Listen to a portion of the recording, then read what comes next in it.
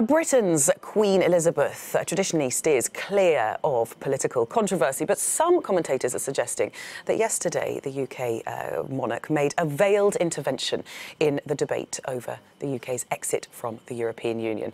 Let's get the latest on that and the rest of the Brexit news of the day with Vincent McAviney, who's in London for us this morning. Hi there, Vinny.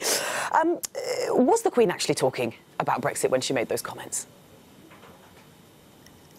Good morning, Belle. Well, the Queen is still in Sandringham, where she spends the winter months, the Christmas period, and she was doing an event to mark the 100th anniversary of the Sandringham Women's Institute when she gave this speech.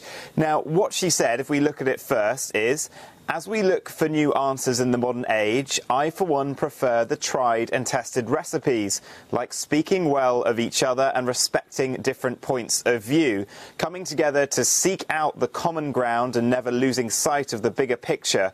To me, these approaches are timeless, and I commend them to everyone." Now, the Women's Institute is very famous for its jam recipes, if you've ever seen the movie Calendar Girls, but I don't think she was talking food here. It seems, by all indications, that she's actually talking about the current political situation here in the UK. She is the head of state, but she is neutral, but she is fully aware of everything that goes on to politics, because as anyone who's watched The Crown knows, she has weekly meetings with her Prime Minister of the day. So, for the last 3 years, she has, of course, been on top of the Brexit issue, and her Christmas message that's just gone by was widely seen. She talks about sort of coming together to respect those with differing points of view. Everyone interpreted that as a very soft Brexit message, and I think this one, once again, everyone is commenting that, she didn't stand up in Parliament and say this or anything else. That would not be appropriate or allowed. She's done it very subtly, which seems to be her way, but there is no doubt, really,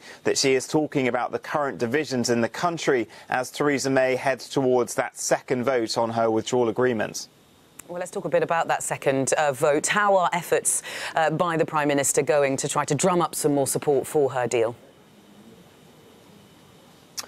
Well, there is news overnight reported in the Sun newspaper here that the DUP, the Northern Irish party that is in a supply and confidence deal with Theresa May's Conservative Party to give them the majority they need after she lost it at the 2017 snap election, they have been very hesitant on the Northern Ireland backstop. That is the agreement to stop any hard border on the island of Ireland or in the Irish Sea. But apparently they have come around to Theresa May's plan as long as there is a possible time limit being put on that backstop. This is following some signals from some of the Brexiteers earlier in the week, the likes of Jacob Rees-Mogg, Nadine Dorries, who also said that they would be coming round to the Prime Minister's plan if there could be some time limit put on the backstop. So if Theresa May has got those kind of assurances from the DUP, many of the Brexiteers were saying that they would look to the DUP on this one, then it will be sort of calls through to Brussels, I think, through the weekend, trying to see if she can get any kind of assurance like this conversations with Dublin,